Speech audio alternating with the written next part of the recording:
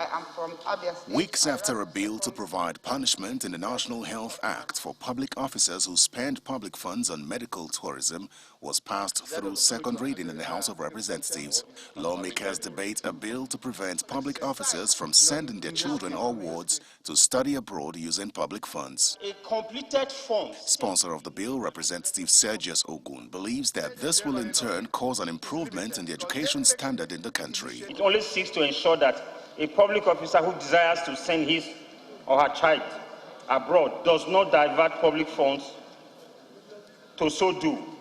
Thus, such public servant must first show that he or she has the legitimate means to sponsor his or her child or ward on such foreign education. Despite this caveat, lawmakers speak against the bill and urge him to step it down.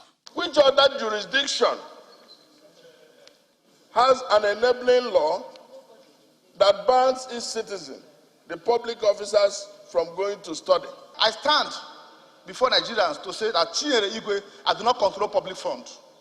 So if I send my children to school abroad, have I in any way done any wrong? The best is just to step down this bill. As you have said, it's against the human rights. It's against my own rights. Most of us, before coming here, have our children schooling abroad. Representative Sergius Ogun is, however, adamant and insists on the merits of the bill. How can you write a budget, the civil servant, you bring it to the National Assembly to pass it, and the executive will be the ones to implement it, and all their children are schooling outside? The matter is put to vote and the bill is voted against. Those in favor that the bill be read as content say aye. Against say nay. The nays have it.